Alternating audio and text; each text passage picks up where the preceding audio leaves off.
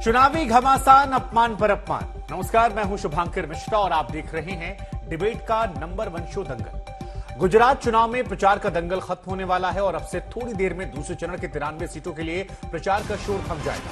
5 दिसंबर को गुजरात में दूसरे फेज की वोटिंग होनी है। इस बीच पीएम पर कांग्रेस के नेताओं के बयान ने बवाल मचा रखा है। मल्लिकार्जुन खड़गे ने पहले रावण वाला आपत्तिजनक बयान दिया था, जिसकी गूंज अभी भी खत्म नहीं हुई कि भस्मासुर की गूंज तेज हो गई है। कांग्रेस के एक नेता ने पीएम की तुलना भस्मासुर से करने की कोशिश की। कांग्रेस के नेताओं के इन बयानों ने गुजरात की चुनावी फिजा को गरमा दिया है। बीजेपी ने बिना मौके गंवाए कारपेट बॉम्बिंग की और सबसे बड़ा सवाल यह कि आखिर चुनाव के वक्त कांग्रेस के नेता पीएम मोदी को टारगेट करने के लिए ऐसे शब्दों का इस्तेमाल क्यों करते हैं? क्या कांग्रेस के पास मुद्दों की कमी है या फिर इन बयानों से कांग्रेस को जो नुकसान अतीत में पहुंचा उससे कांग्रेस ने कोई सबक नहीं सीखा? सवाल बहुतेरे हैं, लेकिन एक सवाल यह भी, क्या बीजेपी ऐसे आपत्तिजनक बयानों को मुद्दा बनाती है और मुख्य मुद्दे को इसके पीछे दबा देती है ताकि उस वक्त चुनाव के वक्त उन मुख्य मुद्दों पर चर्चा ना हो? ऐसे बहुतेरे सवाल आज हमारे पास है, उनके जवाब हम जानेंगे, लेकिन सबसे पहले आपको यह रिपोर्ट दिखाते हैं कैसे चुनावी घमासान, अपमान पर अपमान। कितने है भाई? क्या आपके रावण के जैसा 100 मुख है? क्या है? મને કાળો બોલવા માટે રામાયણમાંથી રાવણને લઈ આવી બોલો. ಮೋದಿ ಒಂದು ರೀತಿಯಲ್ಲಿ आधुनिक भस्मासुर ಅಂತ ಹೇಳಿ कांग्रेस ने अपने आप को गाली देने वाले पार्टी के रूप में स्थापित कर ही लिया है।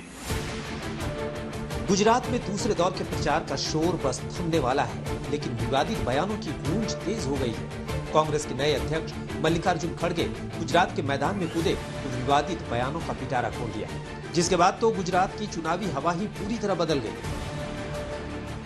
हर वक्त अपनी ही बात करते हैं। आप किसी को मत देखो, मोदी को देखकर वोट दो। अब भाई तुम्हारे को तुम्हारी सूरत कितनी बार देखना? कारपोरेशन में भी तुम्हारी सूरत देखना, एमएलए इलेक्शन भी तुम्हारी सूरत देखना, एमपी इलेक्शन में भी तुम्हारी सूरत देखना। हर जगह कितने हैं भाई? क्या आपके रावण के जैसा 100 मुख है? क्या है? कांग्रेस ने अपने आप को गाली देने वाले पार्टी के रूप में स्थापित कर ही लिया है। रह रह के नरेंद्र मोदी जी के लिए, जो हमारे यशस्वी प्रधानमंत्री हैं, उनके लिए जिस प्रकार के भाषा का प्रयोग, जिस प्रकार की गालियों का प्रयोग उनके उच्च नेता, कांग्रेस पार्टी के बड़े नेता कर रहे हैं, हर दिन टीवी में देखने को मिल रहा है। It has become a usual procedure. PM पर हमला कोई नई बात नहीं है। सियासत के पन्ने पलटने पर आपत्तिजनक बयानों की लिस्ट सामने आ जाती है। कांग्रेस ऐसी गलतियां करती रहती है, जिसका फायदा बीजेपी उठा ले जाती है। इस बार भी कांग्रेस हिट विकेट हुई तो पीएम ने पलटवार करने का मौका नहीं गंवाया। से उचाड़ा पड़ी लीधा है અને કોંગ્રેસે મતદાન પથે પહેલા ચાલુ કરી દીધું કે ઈવીએમ ઈવીએમ ઈવીએમ ઈવીએમ. કોંગ્રેસની વિશેષતા એ છે કે ચૂંટણી ચાલતી હોય ત્યારે મોદીને ગાળો બોલવાની અને ચૂંટણીનું મતદાન આવે ત્યારે ઈવીએમને ગાળો દેવાની. बीजेपी ने पीएम पर हमले को गुजराती अस्मिता से जोड़ दिया है। खड़गे की बयानबाजी से कितना नुकसान हुआ इसका अंदाजा तो 8 दिसंबर को चल पाएगा, लेकिन उससे पहले ही कर्नाटक से कांग्रेस के एक पूर्व सांसद ने पीएम को भस्मासुर के बराबर खड़ा करके कांग्रेस के पैर पर खुद ही कुल्हाड़ी मार दी। 100 गाली पूरे हो चुके हैं। कांग्रेस ने अपने आप को शिशुपाल के रूप में प्रस्तुत किया है। अब समय आ चुका है जब गुजरात की जनता और हिंदुस्तान की जनता, जो जनार्दन है, जनार्दन माने कृष्ण है, जनता ही कृष्ण है, जनता ही जनार्दन है। अब हम आह्वान करते हैं जनता से, जनार्दन से और कृष्ण से कि वो लोकतंत्र रूपी चक्र धारण करके ऐसी पार्टी का लोकतांत्रिक रूप से समापन करे। ಅರೆ ಆ ಮಕ್ಕಳ ಭವಿಷ್ಯದ ಮೇಲೆ ಈ ರೀತಿ ಮಾಡ್ತಾರೆ ಅಂತ ಹೇಳಿದ್ರೆ ನಾನು ಅನೇಕ ಸಾರಿ ಹೇಳ್ತಾ ಇರ್ತೀನಿ, ಮೋದಿ ಒಂದು ರೀತಿಯಲ್ಲಿ ಆಧುನಿಕ ಭಸ್ಮಾಸುರರು ಅಂತ ಹೇಳಿ। लगता है कांग्रेस ने अपने अतीत से कुछ भी नहीं सीखा। कांग्रेस ने नहीं देखा कि जब सोनिया गांधी ने 2007 में मोदी को मौत का सौदागर कहा था तो चुनाव में क्या हश्र हुआ। कांग्रेस शायद मणिशंकर अय्यर के उस बयान को भी भूल गई जब उन्होंने पीएम के लिए नीच किस्म का आदमी जैसे शब्द का इस्तेमाल किया था। लेकिन अब भी कांग्रेस बीजेपी को अपने गिरामा में झांकने की नसीहत दे रही है। वो लगातार ये आरोप लगाए थे कांग्रेस से प्राइम मिनिस्टर नरेंद्र मोदी को टारगेट करते हैं। अब तो एक और वर्ड आ गया, बस मुई है साहब, बड़े छुई मुई हैं। आप बोलो 50 करोड़ की गर्लफ्रेंड, कांग्रेस की विधवा, इटली की बेटी, ऐसे ऐसी शब्दें बोलते हैं। मनमोहन सिंह जी के लिए कैसे अनर्गल शब्द इस्तेमाल किए। आपको जरा सा किसी ने आईना दिखा दिया तो आपको बुरा लग गया। बयानों का डेसिबल इतना हाई है कि वो सिर्फ गुजरात चुनाव तक ही सीमित होने वाला नहीं है। इसकी तरंगें 2024 लोकसभा चुनाव तक पहुंचेंगी। इसलिए बीजेपी लगातार कारपेट बॉम्बिंग कर रही है और कांग्रेस गलती पर गलती को दोहरा रही है। गुजरात से दूर राहुल गांधी ने बीजेपी आरएसएस पर हमले करते जय श्री राम और जय सियाराम का फर्क कुछ यूं बताया। लोग जय श्री राम करते हैं मगर कभी जय श्री राम और हे राम क्यों नहीं करते? क्योंकि वो सबसे पहले आरएसएस के लोग, बीजेपी के लोग, क्योंकि वो सबसे पहले जिस भावना से राम ने अपनी जिंदगी जी उस भावना से अपनी जिंदगी नहीं जीते हैं। वो सिया राम जय श्री राम तो कर ही नहीं सकते क्योंकि उनके संगठन में एक महिला नहीं है।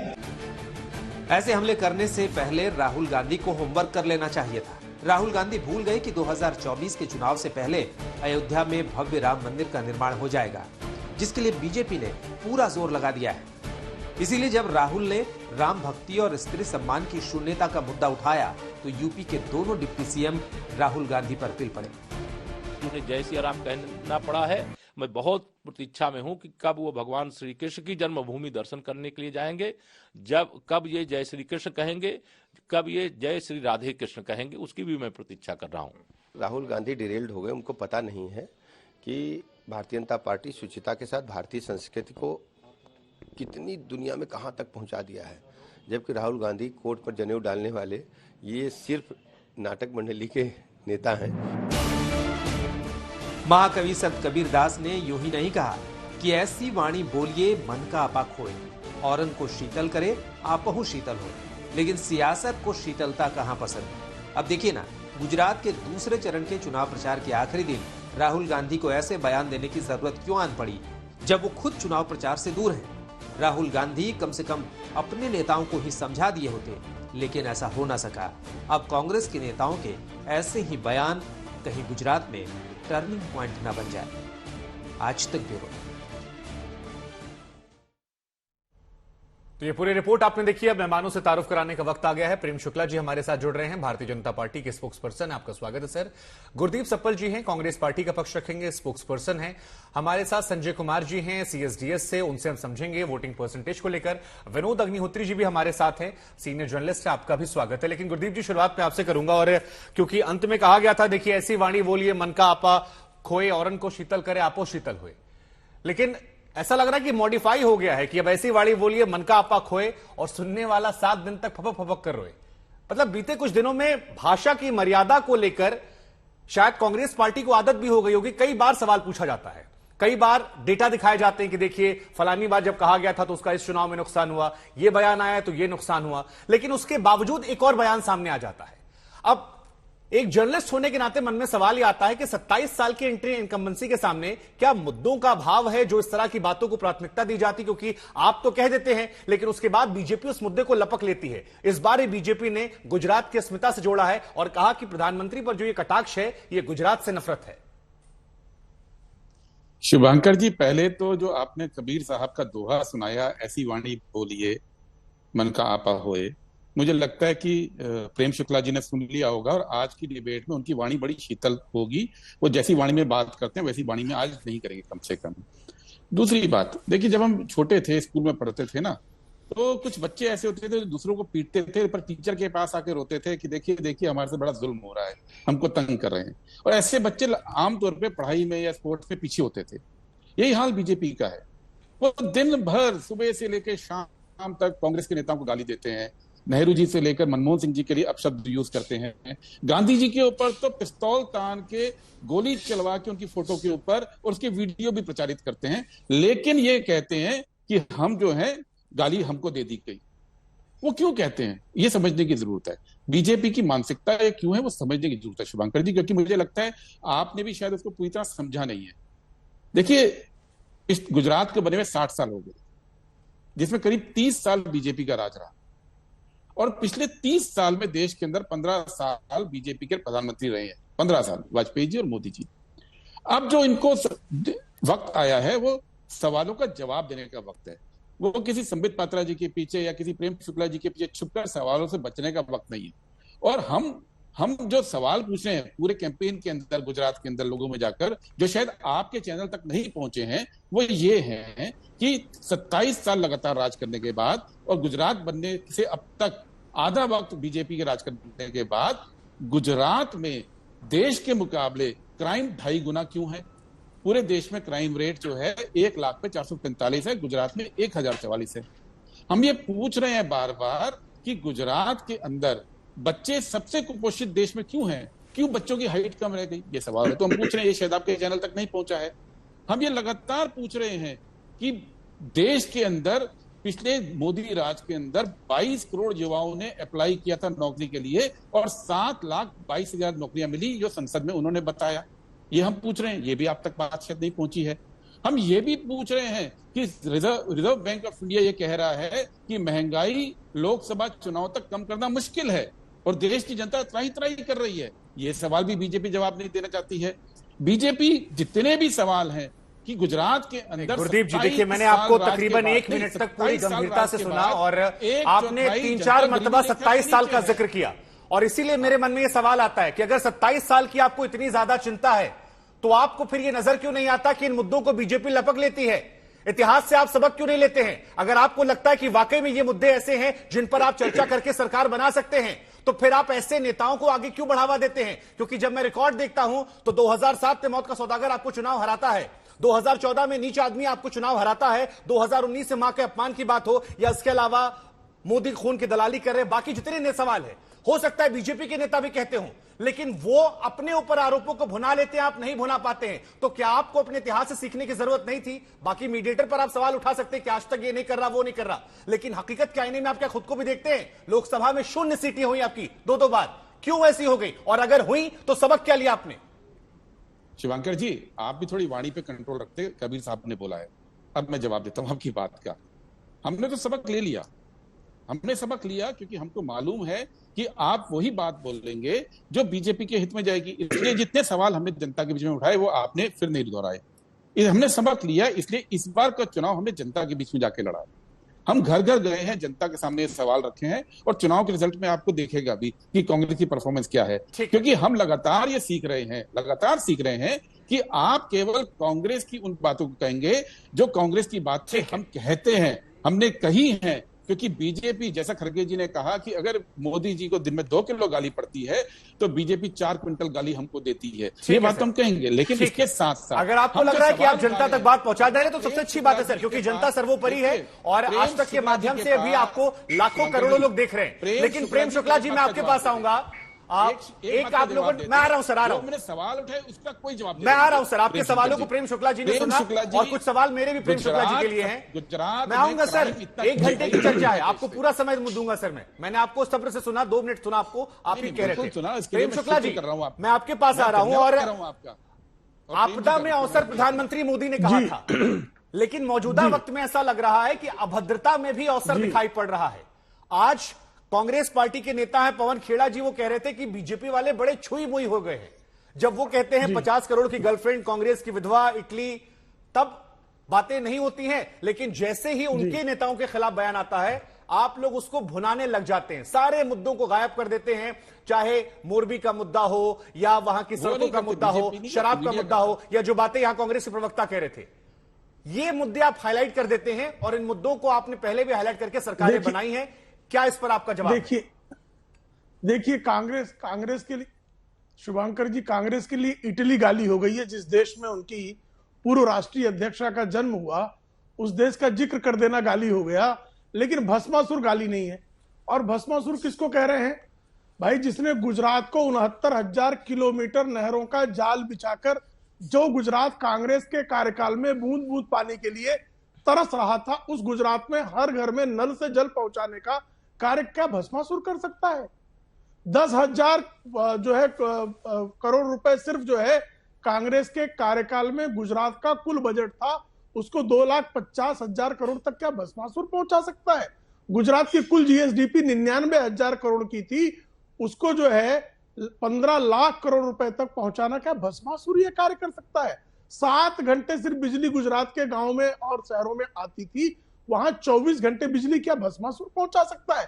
गुजरात के गांवों को सौर ऊर्जा के माध्यम से बिजली खरीदने वाला नहीं, बिजली बेचने वाला क्या ये भस्मासुर कर सकता है?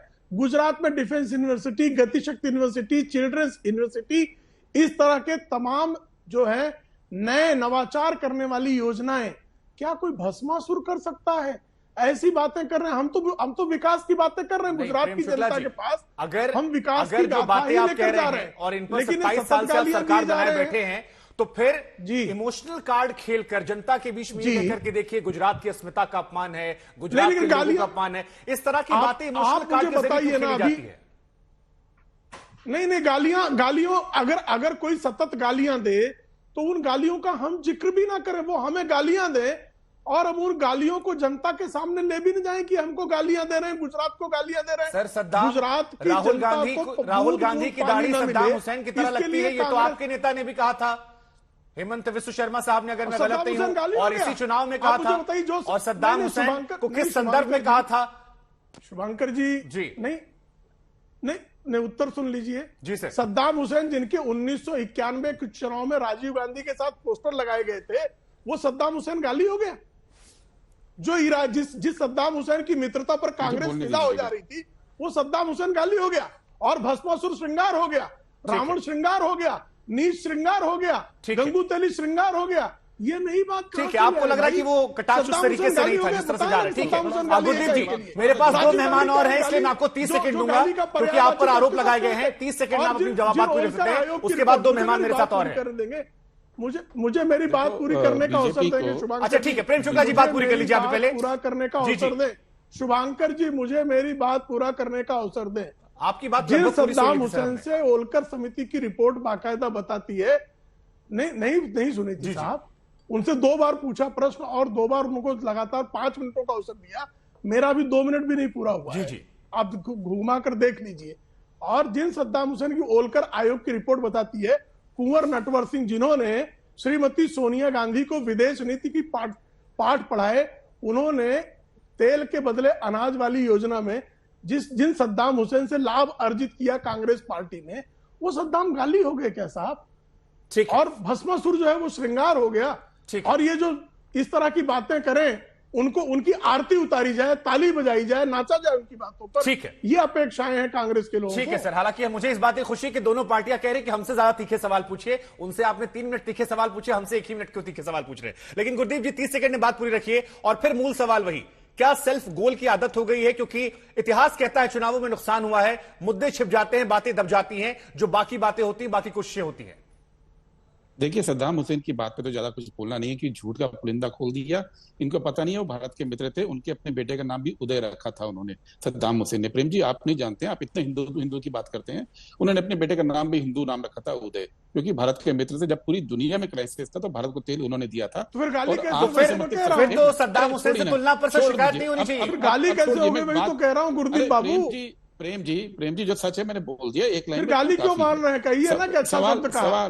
सवाल नहीं गुरदीप जी, वो ये कह रहे हैं कि अगर सद्दाम हुसैन से मित्रता वाले रिश्ते थे तो उसकी तारीफ कर दीजिए कि उसमें कुछ गलत नहीं कहा। अरे शुभांकर जी सुन लीजिए ना, इनको बड़ी प्रॉब्लम हो रही है कि हेमंत विश्व शर्मा ने सद्दाम हुसैन बोला, हम कुछ बोल क्यों नहीं रहे हैं, तो बोल रहे हैं आप बोल क्यों नहीं रहे हैं। अरे हम तो बोल रहे हैं सीधी बात। प्रेम शुक्ला जी भूल जाइए सद्दाम हुसैन को, सवाल ये पूछिए कि 30 लाख वैकेंसी देश के अंदर हैं और SC ST OBC को नौकरी ना मिले, इसलिए आप उसको भर नहीं रहे हैं।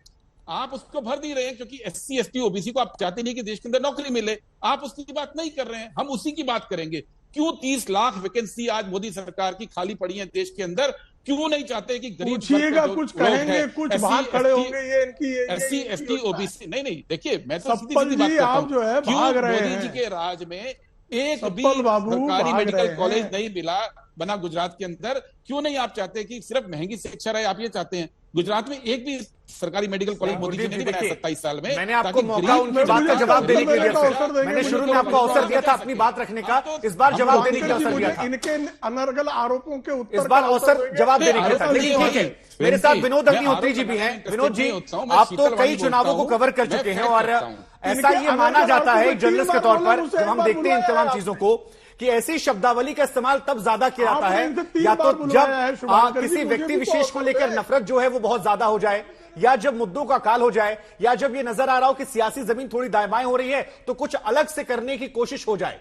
कैसे देख रहे हैं आप इतिहास से आज तक, क्योंकि आप 2007 से लेकर आज तक चुनावों में कई बार प्रधानमंत्री को टारगेट किया गया है और उसका उस अभद्रता में बड़ा अच्छा अवसर उन्होंने खोजा है, कम से कम राजनीतिक ट्रैक रिकॉर्ड ये कह रहा है। इस बार इस बयान को कैसे देख रहे हैं इन चुनावों के बीच में जब दूसरे फेज का प्रचार प्रसार खत्म हो रहा है?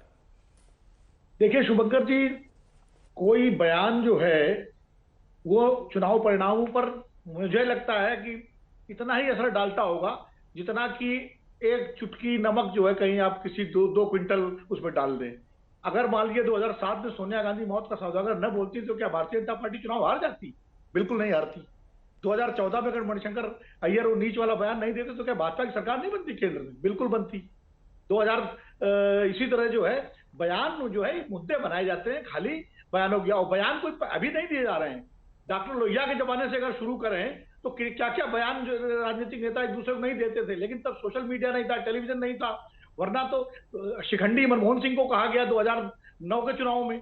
तो बयान तो राजनीतिक दल एक दूसरे के खिलाफ देते रहे हैं। इंदिरा गांधी को तानाशाह कहा गया, राजीव गांधी को बोफोर्स चोर कहा गया और कहा गया वही प्रधानमंत्री बयान परसेप्शन तो बनाते होंगे ना सर विनोद जी। इंदिरा गांधी ने कहा कि वो कहते हैं इंदिरा हटाओ, मैं कहती हूं देश बचाओ। मोदी कहते हैं विपक्ष वर्सेस मैं, या फिर जैसे मोहन भागवत जी का बिहार चुनाव बयान था आरक्षण को लेकर, डीएनए वाला बयान। परसेप्शन माहौल तो बन जाता है ना सर इससे। नहीं, बयान पार्टियां अपने हक में इस्तेमाल करती हैं, हर पार्टी करती है, हर पार्टी बयान देती है एक दूसरे के खिलाफ। अब सवाल ये है क्योंकि इसमें मीडिया का प्रसार इतना ज्यादा हो गया है कि एक बयान कहीं बोला जाता है उसका असर पूरे देश में होता है। उस समय ये सब नहीं था, एक अखबार थे, छपा नहीं छपा, लेकिन खाली बयान से ही चुनाव परिणाम इधर से उधर हो जाते हो, मैं ऐसा नहीं मानता। थोड़ा बहुत परसेप्शन के लेवल पे असर जरूर डालता होगा, लेकिन ऐसा नहीं है कि अगर सोनिया गांधी बयान न देती 2007 में बीजेपी चुनाव हार जाती गुजरात में, कतई नहीं हारती, क्योंकि मैं चुनाव कवर कर चुका हूँ, बहुत सारे फैक्टर थे। या 2014 में मोदी जी की लोकप्रियता थी, उससे बीजेपी चुनाव जीती थी, ना कि खाली नीचे वाले बयान से जीत गई। उसमें थोड़ा सा 0.1 थोड़ा बहुत और उसमें तड़का लग गया होगा। तो इसलिए मैं नहीं मानता कि कोई बयान के, और बयान ये सिविलियंस जो है राजनीति में देती जाती रही है हमेशा, चाहे भस्मासुर कोई कहे, चाहे कोई जो है शिखंडी कहे, कि चाहे कुछ भी कहे, ये सब चीजें जो है ये तुलनाएं नेता हमारे उससे जो है अब तो कोई भगवान को बता देता है अपने नेता को। ऐसा भी होता है कि भाई वो तो भगवान के अवतार है, इंदिरा इंडिया कहा गया था, तो जो है मोदी जी को कोई कहता कि अवतार हैं। तो ये तो अपने नेता की प्रशंसा और सामने वाले नेता की आलोचना, ये राजनीति में, लोकतांत्रिक राजनीति में होता रहता है। लेकिन जब मुद्दों पर बात नहीं होती है, मुद्दों से जो भी पार्टी मुद्दों से बचना चाहती है वो बयानों का सहारा लेती है, चाहे वो कांग्रेस हो चाहे बीजेपी हो। इसलिए मुझे लगता है कि बयानों की बजाय अगर मुद्दों पर बातचीत हो, दोनों पार्टियां मुद्दों पर बातचीत करें, उसका जवाब दें।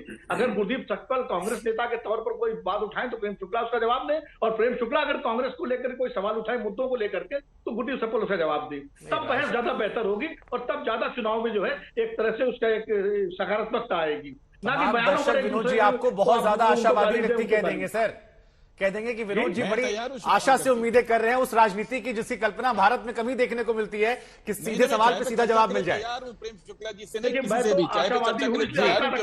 ठीक है, संजय जी भी हमारे साथ हैं। संजय जी, बीजेपी और कांग्रेस ये दोनों देश की सबसे बड़ी पार्टियां हैं।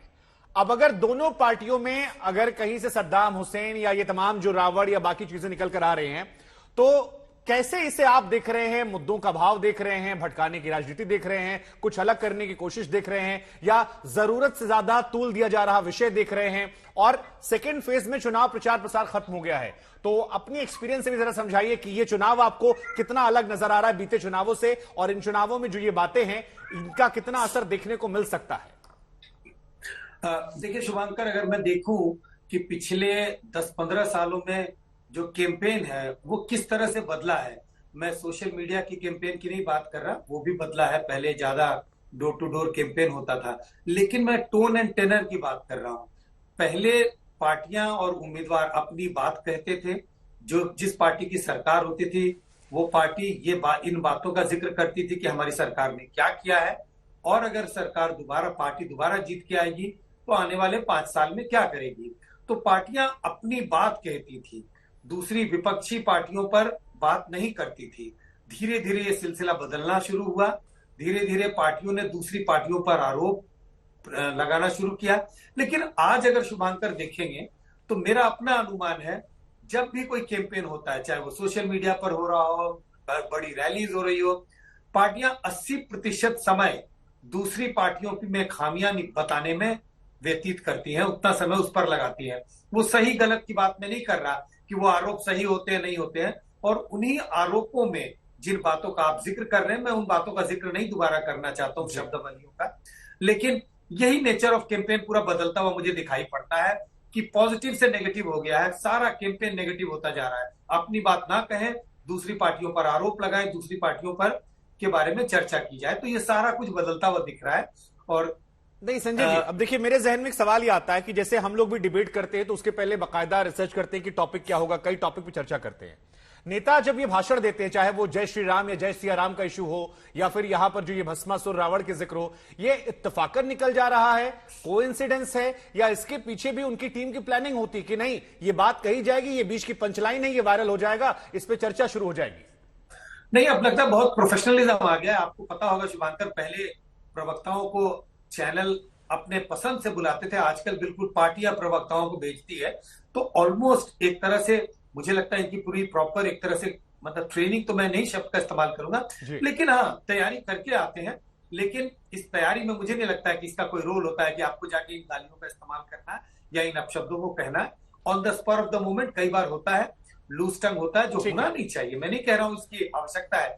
जैसे अगर क्रिकेट की भाषा में मैं समझाऊं, ड्रेसिंग रूम में पूरी तैयारी होती है, आज का मैच कैसे खेलना है इस टीम के साथ, लेकिन जब आप वहां जाते हैं, जब आपके 3 विकेट अचानक गिर जाते हैं, तो बताया तो गया था कि जाके तेजी से रन बनाना है, लेकिन अगर आपके 4 विकेट गिर गए तो बैट्समैन धीरे धीरे खेलना शुरू करता है। मुझे लगता है डिबेट में भी ऐसे ही कुछ होता है, थोड़ा बहुत अगर इधर उधर भटकना शुरू करते हैं तो एक से दूसरा, दूसरा से तीसरा, और ये आरोप प्रत्यारोप। गुरदीप सप्पल जी, देखिए टीम इंडिया के भी दिन बहुत अच्छे नहीं चल रहे हैं, बड़ा मैच कोई जीत नहीं रही है, लगातार हार रही है, कांग्रेस के साथ भी कई राज्यों में देखने को मिला है। तो ये जय सिया राम वाला टॉपिक हो, ये सब मैं बार बार इसलिए पूछ रहा हूं क्योंकि जब मैं भारत जोड़ो यात्रा देखता हूं तो वहां पर कई सेंसिटिव मुद्दे उठाए जाते हैं। मैं आपको सुनता हूं तो एक गंभीरता से कई मुद्दों को उठाए जाते हैं, लेकिन जब मैं बड़े नेताओं के बयान सुनता हूं, जो अध्यक्ष हैं, जो पावरफुल नेता है, वहां से जो बातें निकल कर आती है वो ऐसे मुद्दे होते हैं जो बीजेपी के लिए ताकत बन जाते हैं, जिस पर बीजेपी के पास बोलने के लिए ज्यादा होता है, या जिस पर बीजेपी आपको ज्यादा ग्रिल कर लेती है, मैसेज लंबा दे देती है, आप इससे इत्तेफाक रखें ना रखें। तो ये कोइंसिडेंस हो रहा है या फिर आप लोग की प्लानिंग का हिस्सा है? देखिए शुभंकर जी, पहले तो जो टीम इंडिया हार रही है ना, आजकल अच्छे दिन नहीं चल रहे, इंडिया के भी नहीं चल रहे हैं। इसी वजह से चाइना कब्जा करके बैठा है, लेकिन ट्रेड चाइना का जो है, हमारा $100 बिलियन हम इंपोर्ट कर रहे हैं और अपना एक्सपोर्ट 25 बिलियन पे चला गया। सिर्फ 1/4 एक्सपोर्ट और उसका 4 गुना हम इंपोर्ट कर रहे हैं, और चाइना कब्जा भी कर रहा है। तो इंडिया की भी हालत कोई अच्छी नहीं चल रहे हैं। और मैं बात जय सिया राम वाली बात पे भी करूंगा, लेकिन उसके पहले केवल एक सवाल प्रेम शुक्ला जी से मैं पूछना चाहता हूं कि प्रेम जी, मार्च में क्रूड ऑयल $125 था, आज वो हो गया 85, 1/3 कम। तो आप ₹100 से ₹65 आज तेल का दाम हो जाना चाहिए। ₹65 लीटर तेल क्यों नहीं कर रही है मोदी सरकार? इस एक सवाल का जवाब दे दीजिए। और इसके साथ में जो आपने दूसरी बात बोली जय सिया राम वाली, देखिए हम बचपन से सुनते आए हैं जय सिया राम, सिया इज सीता, राम सीता राम की जोड़ी। बीजेपी ने अपने राजनीतिक कारणों से जय श्री राम का नारा दिया और सीता और राम को अलग करने की कोशिश की। अब किसने अलग करने की कोशिश की और उनको क्या कहा जाता है इस इतिहास में मुझे जाने की जरूरत नहीं है, लेकिन ये गलत चीज जय श्री राम, जय सिया राम पूछने के पीछे तर्क था कि क्या श्री राम से ज्यादा इंपॉर्टेंट टॉपिक अभी नहीं था? एक तरफ आप तेल की बात करते, दूसरी तरफ सीधे डाइवर्ट कर देते हैं, हिंदुत्व की बात करते हैं, जय सिया राम जय श्री राम, तो दोनों टॉपिक बड़े अलग अलग हो जाते हैं, जिसपे बहस जो अलग दिशा में चली आती है। अब देखिए समझ में नहीं आ रहा है आजकल, मुझे लगता है चैनल के एंकर्स को और पत्रकारों को कि कांग्रेस कर क्या रही है। कांग्रेस जमीन पे चुनाव लड़ रही है, गुजरात में चुनाव लड़ रही है। बुलाया है, एक मिनट मैं बता रहा हूं ना। नहीं आपने मुझ पर कैसे कह रहा हूं, समझने के लिए आपको बुलाया है। और सर मीडिएटर को शूट करने से फायदा नहीं है सर। नहीं मैं शूट नहीं कर रहा हूं आपको, मैं समझा रहा हूं कि कांग्रेस पार्टी जमीन पे चुनाव लड़ रही है। खड़गे जी ने चुनाव को लीड किया है, हमने सवाल पूछे हैं, जैसे अभी मैंने प्रेम जी से पूछा कि अब तेल का रेट कम होगा। और राहुल गांधी जो है आइडियोलॉजिकल सवालों पे इस देश को एक करने के लिए यात्रा कर रहे हैं। हम यात्रा भी कर रहे हैं, हम सड़क पर संघर्ष भी कर रहे हैं। आपने देखा पिछले 6 महीने में कितनी बार कांग्रेस के लोग सड़क पे हैं, कितनी बार प्रेम शुक्ला जी की सरकारों ने हमारे लोगों को डंडे मारे हैं, वो भी देश देख रहा है। और हम चुनाव को भी नए तरीके से लड़ रहे हैं। और ये समझ जाइए कि चुनाव के अंदर सवाल मेरा फिर से है प्रेम जी से कि प्रेम जी अंतर्राष्ट्रीय तेल का दाम सवाल आप दोहरा रहे हैं सर, वही सवाल पूछ लेता हूं। प्रेम जी देखिए 2 सवाल पूछे हैं, एक तेल को लेकर पूछा है और एक जय श्री राम जय सिया राम में कहा गया बार बार कि आप लोग महिलाओं का सम्मान नहीं करते हैं, आप लोग गलत तरीके से पेश करते हैं। और उनका यह कहना है कि हमारी बातें जनता को समझ में आ रही हैं, बीजेपी समझे ना समझे। ये नई तरह की पॉलिटिक्स है जिसकी शुरुआत मल्लिकार्जुन खड़गे और राहुल गांधी जी ने शुरू की है। देखिए शुभांकर जी, हम 26 मिनट की डिबेट में 4 बार जो है वो मंच दिया गया है गुरदीप सिंह सप्पल जी को और 1 बार मुझे पूछा गया है। तो कृपा करके जो है इस तरह का अन्याय जो है न किया जाए, मेरी आपसे जो है विनम्र प्रार्थना है। दूसरी बात, इन्होंने पेट्रोलियम पदार्थों के मूल्यों की सुन लेते हैं उनको सर। देखिए दोनों पार्टी आरोप लगा रही है, फिर बीच में घुस गए।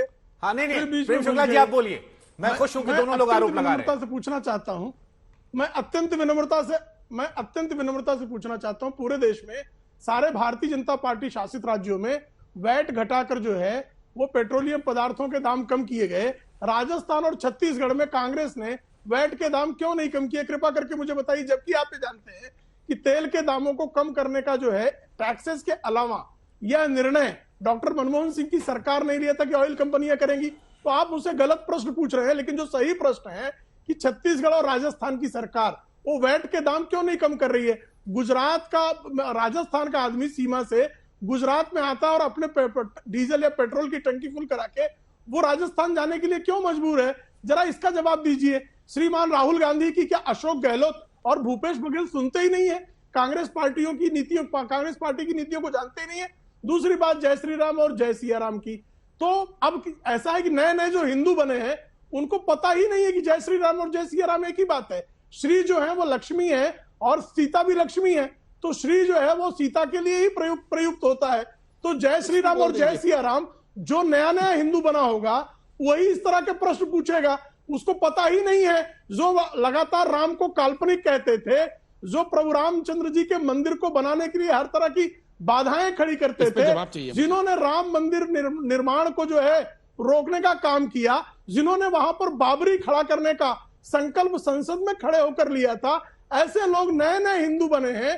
तो नए नए हिंदुओं को जय श्री राम और जय सिया राम ये एक ही तरह का उद्बोधन है। श्री ही सिया है और सिया ही श्री है, इसका अंतर भी अगर इनको ना पता हो तो ऐसे लोगों को अब नए सिरे से हिंदुत्व की पाठशाला में आना चाहिए और उनके मन के जो भ्रम है वो दूर कर लेने चाहिए। चुनाव के मंच पर अगर ये जानना चाहते हैं, हिंदुत्व पढ़ना चाहते हैं, तो सप्पल जी अपने श्रीमान राहुल गांधी को जो कल तक कहते थे कि मंदिरों में जाने वाले लड़कियां छेड़ते हैं, जब नए नए मंदिरों में आए हैं आरती करने की उनको दिशा नहीं पता है कि आरती जवाब ले लेता हूं। गुरदीप जी देखिए ये सवाल तो आएंगे ना सर कि आप लोग प्रधानमंत्री पर आरोप लगाते थे कैमरा लेकर जाने का, अब तो राहुल जी भी जा रहे हैं तो गर्भगृह में हमें कैमरा नजर आ रहा है और साष्टांग करते हुए लेटे नजर आ रहे हैं। तो जो बीजेपी आरोप लगा रही है कि नए नए हिंदुत्व, और ये माना जाता है गुजरात तो हिंदुत्व की प्रयोगशाला है, तो अगर आप लोग जय श्री राम या जय सिया राम करेंगे तो ये पेट्रोल डीजल महंगाई ये मुद्दे छिप नहीं जाएंगे।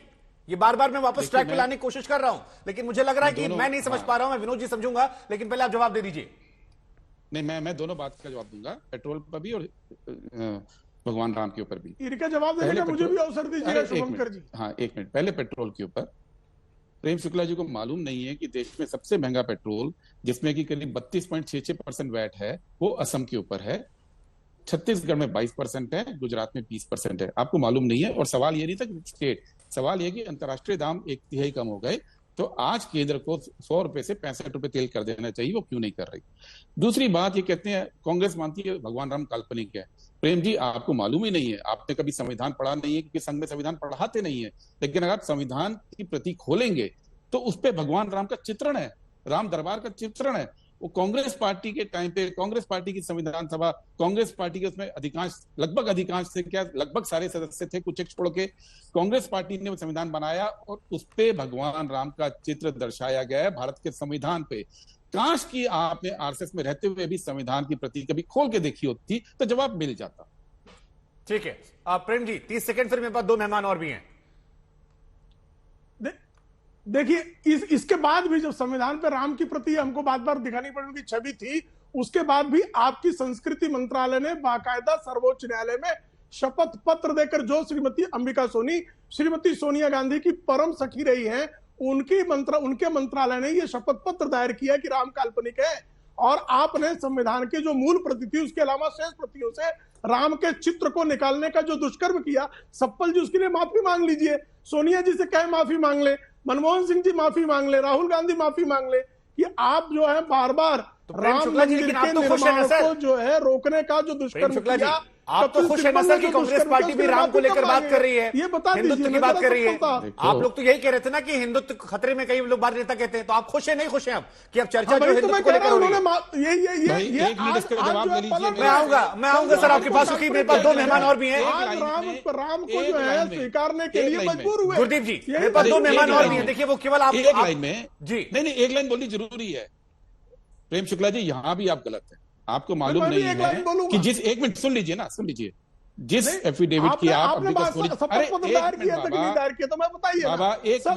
जिस एफिडेविट की, एक मिनट प्रेम जी, जिस एफिडेविट की शपथ पत्र दायर किया तक नहीं दायर किया, अरे मैं अंबिका सुन लीजिए, सुप्रीम कोर्ट में शपथ पत्र दायर किए तक नहीं राम काल्पनिक, अरे कर रहा हूँ, उसी के बारे में जवाब दे रहा हूँ आपको, उसी शपथ पत्र की बात कर रहा हूँ मैं, आपको उसी की बात कर रहा हूँ प्रेम जी। जो शपथ पत्र दाखिल हुआ था, उस शपथ पत्र का जवाब मोदी जी के टाइम पे दाखिल हुआ दोबारा से सुप्रीम कोर्ट में, और उस सुप्रीम कोर्ट के शपथ पत्र में मोदी जी की सरकार ने लिखा है, we will not damage the mythological Ram Setu for Setu Samudram ship channel project. उन्होंने राम सेतु को सेम माइथोलॉजिकल बोला है जो पहले शपथ पत्र, वही रिपीट किया। विनोद अंग्रेजी जी, मैं आपके पास आऊंगा, कई बार आप मुस्कुरा दिए, आप बीजेपी और कांग्रेस के प्रवक्ताओं को सुनकर। अब अगर 35 मिनट की चर्चा में 25 मिनट चर्चा हिंदुत्व को लेकर हो जा रही है, तो गुजरात चुनावों को लेकर मैं हैरान नहीं हो रहा कि हम लोग गुजरात चुनाव पर चर्चा कर रहे हैं। कैसे आप देख रहे हैं कांग्रेस की स्ट्रेटजी को निकालने का दुष्कर्म आपने, क्योंकि वो कह रहे हैं कि मैं तो नहीं समझ पा रहा हूं। आप एक सीनियर जर्नलिस्ट, आप समझा दीजिए। ठीक है सर, अब आप दोनों लोग थोड़ा धैर्य बनाइए सर, मेरे साथ 2 मेहमान और हैं, दर्शक उनको भी सुन ले सर, काफी समय मैंने आप दोनों को दिया है सर। जी विनोद जी, नहीं आप प्रश्न एक बार दोहरा दीजिए। मेरा सवाल यह सर कि 35 मिनट की चर्चा में अगर 20-25 मिनट जय सिया राम या जय श्री राम या हिंदुत्व को लेकर बात हो गई, तो फिर गुजरात चुनावों को लेकर हैरानी नहीं हो रही कि हम और आप गुजरात चुनाव चर्चा कर रहे हैं? कैसे स्ट्रेटजी देख रहे हैं कांग्रेस की गुजरात चुनाव में जय सिया राम को लेकर? नहीं, मुझे तो लग रहा है कि जैसे राम मंदिर आंदोलन का वक्त लौट आया हो। इतनी चर्चा भगवान श्री राम को लेकर राम मंदिर के आंदोलन के दौरान भी नहीं हुई जितनी अब हो रही है। भगवान श्री राम काल्पनिक है, यथार्थ है, इसका फैसला आम आदमी पर छोड़ दीजिए। इसके लिए इसका फैसला न बीजेपी कर सकती है न कांग्रेस कर सकती है। ये तो आम आदमी अपने अंदर आत्मचिंतन में जानता है भगवान राम क्या है उसके लिए। तो इसलिए ये फैसला जो है इस तरह से बहसबाजी से नहीं होगा। जहां तक श्री राम और जय सिया राम का फर्क है, मुझे लगता है कि उसमें कोई ज्यादा फर्क नहीं है। श्री का अर्थ होता है कीर्ति, पुरुष की जो कीर्ति होती है वो उसके साथ चलती है। इसीलिए हर पुरुष के नाम के साथ जो है श्री शब्द लगता है। श्री अटल बिहारी वाजपेयी, श्री नरेंद्र मोदी, श्री प्रेम शुक्ला, श्री गुरदीप सप्पल, श्री राम, श्री कृष्ण है, तो वो इसलिए श्री लगता है, वो आदर सूचक शब्द है। वो अलग बात है, आपसे लगाना सर टेक्निकल पॉइंट पे, स्ट्रेटजी पॉइंट पे समझा दीजिए विनोद जी। स्ट्रेटजी के पॉइंट पे सेकंड फेज के आसपास ये स्ट्रेटजी कैसी लग रही है आपको कि सारी चर्चा राम मंदिर पर चली गई है, श्री राम पर चली गई है? ये स्ट्रेटजी में समझना चाह रहा हूं। जय श्री राम जय सिया राम क्या सही क्या गलत वो जनता तय करेगी आपस में, लेकिन ये स्ट्रेटजी कैसी है गुजरात चुनावों के कॉन्टेक्स्ट में? नहीं, ये देखिए स्ट्रेटजी दोनों तरफ से है। कांग्रेस की तरफ से राहुल गांधी ने जो कहा वो अपनी भारत यात्रा के दौरान कहा। अब भारत यात्रा के दौरान क्यों कहा कि मुझे लगता है शायद वो भारतीय जनता पार्टी के हिंदुत्व को जो है एक तरह से सवालों के कटघरे में खड़ा करना चाहते हो, ये स्ट्रेटजी उनकी रही हो। और भारतीय जनता पार्टी ने उसको लपक लिया कि भाई देखिए ये तो इनको तो श्री राम का फर्क भी नहीं मालूम, जय सिया राम जय श्री राम का, तो इसलिए स्ट्रेटजी है। लेकिन जय सिया राम का उद्घोष मोदी जी ने भी किया था, आप याद कीजिए, जब राम मंदिर की स्थापना जो है जिस दिन हुई थी 5 अगस्त को आप याद करिए, मुझे अच्छी तरह याद है, उन्होंने जय श्री राम का उद्घोष नहीं किया था, उन्होंने कहा था जय सिया राम का उद्घोष करिए। तो मुझे लगता है कि जय सिया राम और जय श्री राम ये तो विवाद का विषय नहीं है। अब बहुत चीजें आगे बढ़ चुकी हैं। बात होनी चाहिए गुजरात पर, बात होनी चाहिए गुजरात के विकास पर, बात होनी चाहिए गुजरात के भविष्य के उस पर। बीजेपी सरकार ने 27 साल में क्या हुआ, क्या किया, इस पर बात होनी चाहिए। बीजेपी सरकार ने 27 साल में क्या नहीं किया, इस पर विपक्ष बात करे, और आगे कांग्रेस क्या करना चाहती है या बीजेपी क्या करना चाहती है, इस पर बात होनी चाहिए। और श्री राम और जय सिया राम, ये भारतीय संस्कृति के ऐसे विषय हैं जिन पर भारतीय जनता को तय करने दीजिए। जिसको इच्छा हो श्री राम कहने की, वो जय श्री राम कहे, जिसको इच्छा हो जय सिया राम। संजय जी, अब मेरा सवाल, मेरे पास आपके लिए दो सवाल है, क्योंकि आप जनता के बीच में जाते हैं सर्वे करने के लिए, ओपिनियन पोल करने के लिए। एक सवाल तो यह है कि 27 साल बाद भी अगर जय श्री राम या जय सिया राम या हिंदुत्व को लेकर चर्चा चल रही है, तो ये गुजरात चुनावों में क्यों चल रही है? क्योंकि कई लोग कहते हैं कि गुजरात चुनाव, जो गुजरात है वो हिंदुत्व की एक ऐसी जमीन है जहां पर उसकी फल लहलाती है जो जितना ज्यादा बड़ा हिंदुत्व अपने आप को दिखा ले। तो क्या ये मुद्दे जनता में प्रासंगिक हैं? एक सवाल तो मेरा ये है। दूसरा सवाल ये है कि कांग्रेस पार्टी पर कई बार बीजेपी आरोप लगाती है या अप्रत्यक्ष तौर पर आरोप लग जाते हैं कि वो थोड़ा प्रो मुस्लिम हो जाते हैं। तो क्या उस इमेज से पार पाने के लिए, क्योंकि गुजरात में एक बड़ी आबादी हिंदुओं की है, ये मामले आए होंगे, ये मामले जनता में कितने एक्टिव हैं, और 27 साल की एंटी इनकम्बेंसी के बाद इन मुद्दों को इतना जोर शोर से उठाने के पीछे लॉजिक क्या है? आप अपने गुजरात के एक्सपीरियंस से बताइए सर।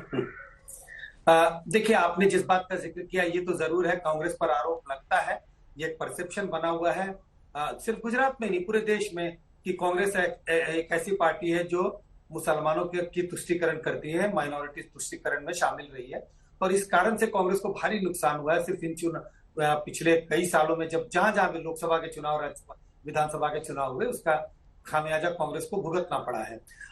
जहां तक कैंपेन में अगर हम सर्वेस की बात करें, सर्वेस में जब हम जाते हैं, लोगों से बात करते हैं, तो वहां पे लोग आम राम जन्मभूमि या राम मंदिर इसका जिक्र नहीं करते। जिक्र होता है, अगर आप कहें चुनाव के मुद्दे क्या है आपके लिए, बड़े मुद्दे क्या होंगे, उस वक्त तो जिक्र होता है बेरोजगारी का, भ्रष्टाचार का, प्राइस राइज का। लेकिन पार्टियां, अगर आप देखें कि जिस भी पार्टी ने कैंपेन को शिफ्ट किया है, कुछ पार्टियां तो बार बार इस बात का जिक्र करती है कि भाई 27 साल की सरकार ने क्या क्या उपलब्धियां। बीजेपी ने बहुत क्लेवरली उसको शिफ्ट किया, और बीजेपी ने पूरे चुनाव को एक तरह से अस्मिता, गुजराती अस्मिता पर शिफ्ट किया, और ये जो उसमें कांग्रेस ने उसमें मदद की है। ये जो आरोप, जो अपशब्द का इस्तेमाल किया गया प्रधानमंत्री मोदी के बारे में, जिसको बीजेपी ने अपने एडवांटेज में टर्न कर लिया, तो कैंपेन का जो नेचर है वो जमीनी हकीकत से कटा हुआ दिखाई पड़ता है। जमीनी हकीकत, जमीन के मुद्दे कुछ अलग हैं, जनता के मुद्दे अलग हैं, लेकिन उन मुद्दों पर चुनाव लड़ पाना किसी भी पार्टी के लिए शायद संभव नहीं है, क्योंकि उसका जवाब पार्टियां दे नहीं पाती। इसी वजह से ये सारे मुद्दे आते हैं जिसका सचमुच जनता और हम आप जैसे वोटरों के जीवन से सही बात है सर। लेकिन क्या राजनीतिक पार्टियां ये समझ नहीं रही या समझकर इसे नासमझी के तौर पर ले रही हैं? प्रेम शुक्ला जी, या कांग्रेस पार्टी और आप चारों लोगों का, गुरदीप जी, संजय जी और विनोद जी, आप सभी का शुक्रिया, क्योंकि वक्त मेरे पास इतना ही है, इसलिए माफी के साथ आप सभी का शुक्रिया। हमारी कोशिश थी समझने की कि चुनाव के वक्त ऐसे मुद्दे आते क्यों है, इनके पीछे की मंशा क्या होती है और इसका कितना असर वोटर पर पड़ता है। फिलहाल दंगल में इतना ही। देश और दुनिया की तमाम खबरों के लिए आप देखते रहिए आज तक।